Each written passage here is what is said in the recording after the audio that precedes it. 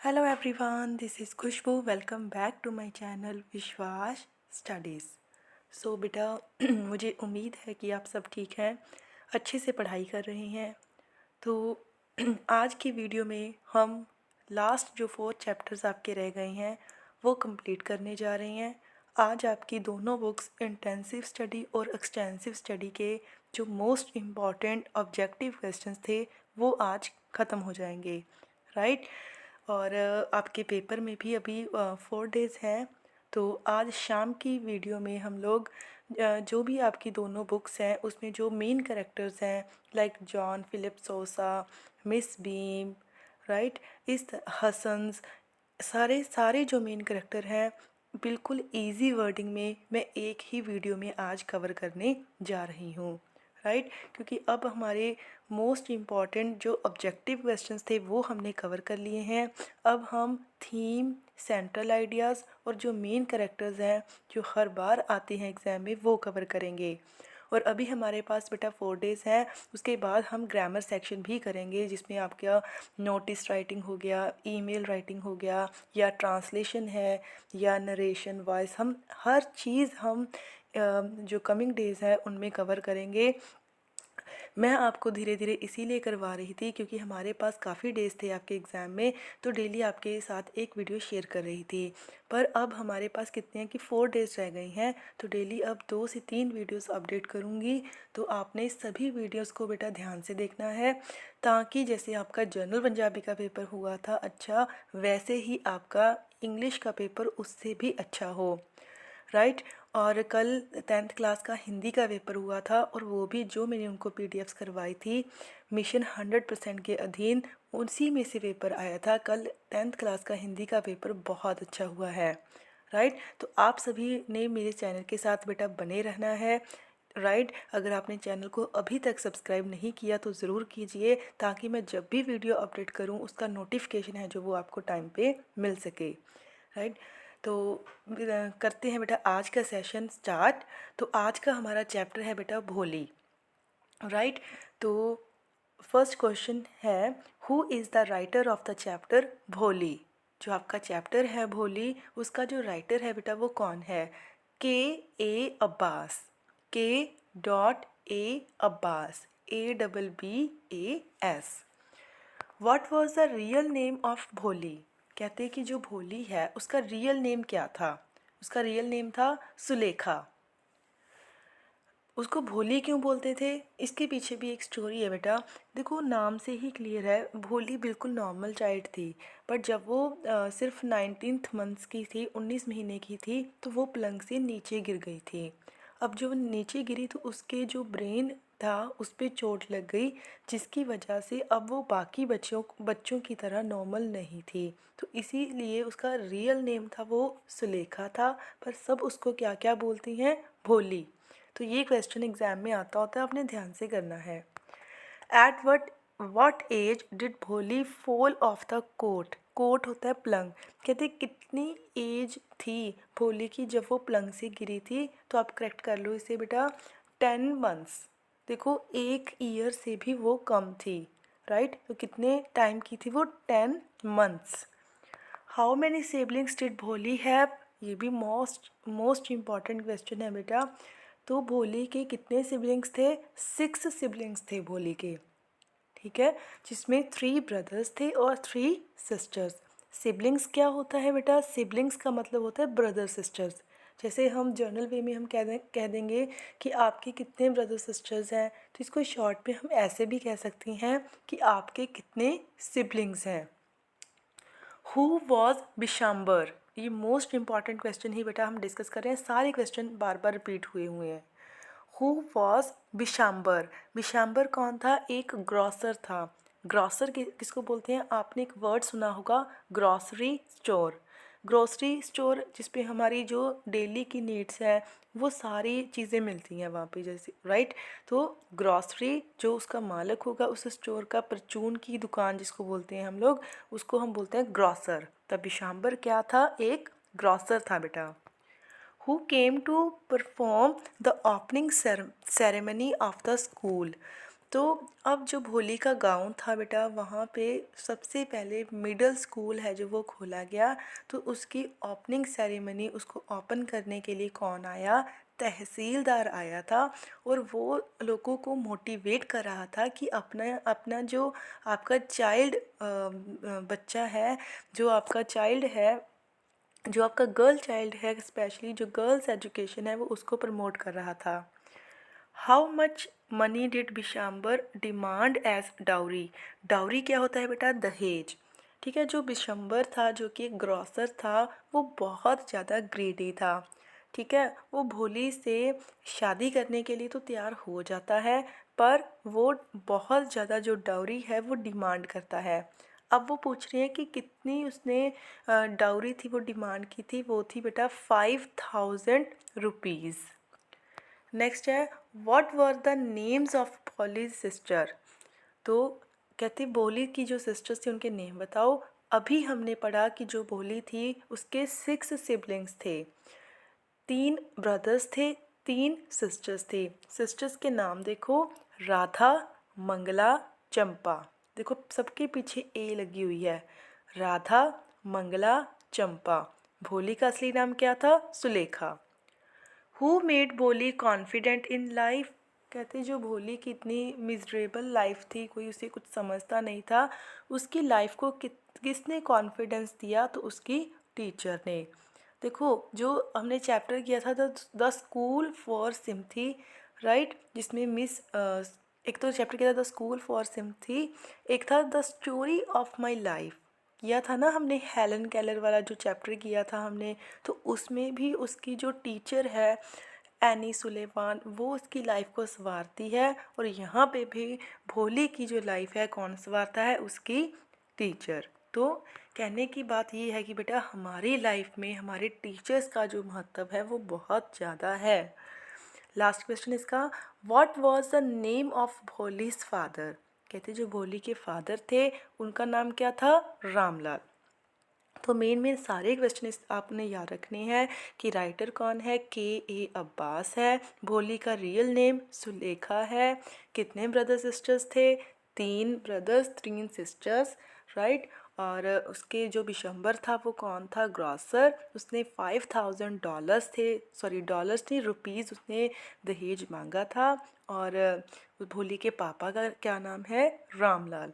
तो ये सभी चीज़ें आपने टिप्स पे कर लेनी है। नेक्स्ट है बेटा the gold frame. First question, who is the writer of the gold frame? The gold frame का राइटर कौन है? R.K. लक्ष्मण। ये पेपर में आता होता है। देखो मैंने पहले भी आपको बहुत बार बताया है वीडियोस में कि आपको एग्ज़ाम में 2 से 3 क्वेश्चन इस तरह के आएंगे जिसमें आपको या तो चैप्टर का नाम देंगे और राइटर का पूछ लेंगे, या राइटर का देंगे और चैप्टर का पूछेंगे। तो आपकी इस प्रॉब्लम को सॉल्व करने के लिए मैंने, आप प्लेलिस्ट में जाके देखना, एक पीपीटी बनाई थी, एक लेक्चर अपडेट किया था जिसमें मैंने आपकी दोनों books, intensive study, extensive study और आपकी पोइट्री, सभी चैप्टर्स के नेम और उनके राइटर्स के नेम एक साथ इकट्ठे किए थे, सो डैट कि आपको बार बार याद करने में परेशानी ना हो। तो आपने अगर वो वीडियो नहीं देखी है तो ज़रूर देखिए और जो राइटर्स के नेम है वो याद कर लीजिए। हाँ जी, नेक्स्ट है, what was the name of Datta's shop? तो हमें पता है इस स्टोरी में जो मेन करेक्टर है वो कौन है जी? वो दत्ता है। तो दत्ता की जो शॉप थी कहती उसका क्या नेम था? The modern frame works. याद रखना है, the modern frame works. Where was Datta's shop located? Datta की शॉप कहाँ थी ये भी इम्पॉर्टेंट है। Between a drug store and a radio repair shop. देखो उसकी जो शॉप थी कोई ज़्यादा वेल एस्टेब्लिश तो है नहीं थी, राइट, एक खोखा जैसे होता है उस तरह की थी। तो उसके एक साइड मेडिसिन स्टोर था, ड्रग हेयर मीन्स मेडिसन, और दूसरी तरफ क्या था बेटा? Radio repair shop. नेक्स्ट है, what price did Datta quote for the frame? ये क्वेश्चन पिछली बार एग्जाम में आया था। तो कहते जो दत्ता था, जो उसने फ्रेम डिसाइड कर ली, उसने कस्टमर आया उसके पास कि मेरी जो पिक है वो फ्रेम कर दीजिए, तो उसके लिए कितने पैसे चार्ज किए उसने? 17 रुपीज़। तो पैसों से रिलेटेड क्वेश्चंस भी ज़्यादा आते हैं एग्ज़ाम में। जैसे अभी हमने किया कि जो विशांबर था उसने कितनी डाउरी मांगी थी, बताइए आप भी। उसने 5,000 रुपये मांगे थे बेटा। अब वो बात कर रहे हैं कि जो दत्ता है उसने फ्रेम के लिए कितना चार्ज किया, तो 17 रुपये, 17 rupees. How much time did Datta ask for the pictures to be frame. तो दत्ता ने, जो कस्टमर आया था, और उसको कितना टाइम कहा कि कितने टाइम के बाद आप अपनी पिक्चर को ले जाना, 2 वीक्स, याद रखना है आपने। What were the walls of Datta's shop covered with. कहते जो दत्ता की दुकान थी, शॉप थी, उसकी जो वॉल्स थी, दीवारें थी, वो किस चीज़ से कवर थी, तो बेटा पिक्चर्स से कवर थी। अलग अलग टाइप्स की वहाँ पे पिक्चर्स लगी हुई थी, प्लेयर्स की लगी हुई थी, एक्टर एक्ट्रेसेस, हिंदू गॉड्स की, ठीक है। तो अलग अलग तरह की पिक्चर्स लगी हुई थी और उसकी पूरी की पूरी शॉप पिक्चर्स से कवर थी। Datta told the customer that the frame was imported from. तो कहते दत्ता जो कहता होता ना, दत्ता कहते कि जो फ्रेम उसने चूज़ की थी वो कहता भी किस कंट्री से वो इम्पोर्ट की है, वो मंगवाई गई है, वो है जर्मनी, ठीक है। वो कौन सी है, जर्मनी। वो कहता होता है ना दत्ता कि मैं अपनी शॉप पे अच्छी क्वालिटी की चीज़ें ही, अच्छी क्वालिटी की फ्रेम्स ही रखता हूँ। Datta was an introvert. कहते दत्ता क्या है, एक इंट्रोवर्ट। अब यहाँ पे ध्यान से समझने की ज़रूरत है। In English we have 2 words, 2 words हैं हमारे पास। एक है बेटा इंट्रोवर्ट, एक होता है एक्सट्रोवर्ट। इंट्रोवर्ट का मतलब होता है जो इंसान अपने आप में रहता है, किसी से ज़्यादा घुलता मिलता नहीं है, बात नहीं करता है, उसको हम बोलते हैं इंट्रो। इंट्रो मीन्स भीतर, इंट्रोवर्ट। तो दत्ता क्या था, इंट्रोवर्ट। और जो इंसान जल्दी से दूसरों के साथ मिक्सअप हो जाता है उसको हम बोलते हैं एक्सट्रोवर्ट। नेक्स्ट है whose photograph did the customer bring. जो फोटोग्राफ कस्टमर था वो किसकी फ़ोटो लेकर आया था, हिज ग्रैंड फादर्स फोटोग्राफ। तो अपने ग्रैंडफादर की लेकर आया था वो। What fell on the photograph, photograph पे क्या गिर गया था, white enamel.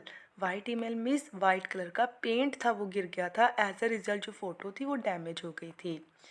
The customer came dash days in advance.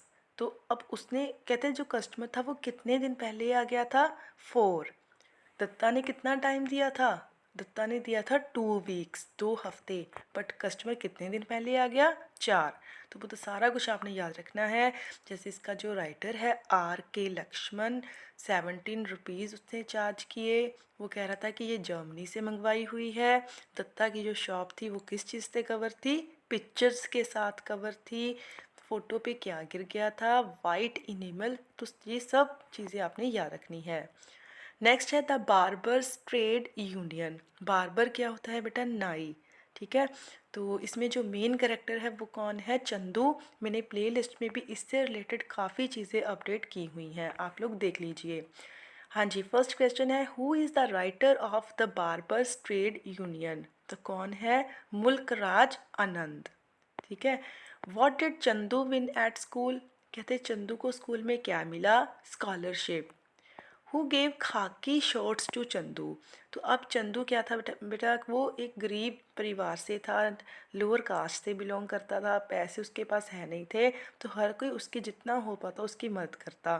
तो कहते उसको खाकी कलर के जो कपड़े दिए थे वो किसने दिए थे, वो सूबेदार ने दिए थे।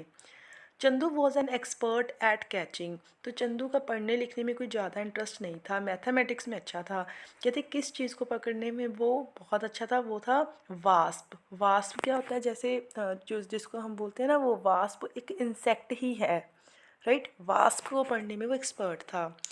विच disease did Chandu's father die of. Chandu के पापा की जो डेथ थी वो किस बीमारी से, किस डिसीज से हुई थी, plague. Who was the dentist, dentist कौन था, Kallan Khan. How far was Jodiala from Chandu's village. कहते जो चंदू का गांव था उससे जोडियाला कितनी दूर था, 3 माइल्स, ठीक है, 3 miles. What was the make of Chandu's bicycle. Chandu की बाईसाइकिल किस चीज़ की बनी, कैसी बनी हुई थी, Japanese. Who was the lawyer in Chandu's village. ये इम्पॉर्टेंट है। चंदू के विलेज में जो वकील था वो कौन था? लाला हुक्म चंद। What was the name of साहूकार सन? देवी। साहूकार के बेटे का क्या नाम था? देवी।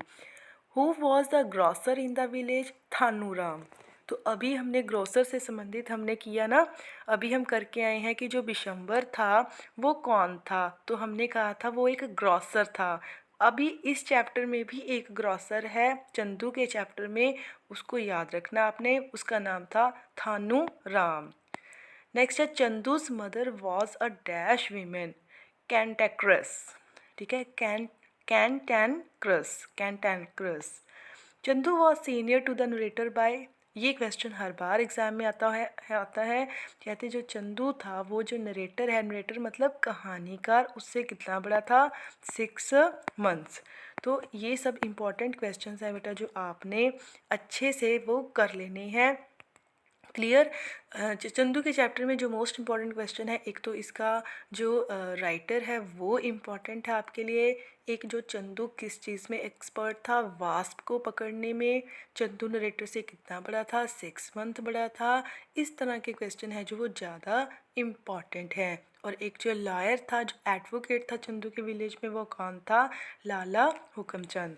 तो बेटा आज हमने सभी चैप्टर्स कवर कर लिए हैं। अब आपका सिर्फ एक ही चैप्टर रह गया है, the bull beneath the earth. वो हम नेक्स्ट वीडियो में करेंगे क्योंकि वीडियो लंबी हो जाएगी।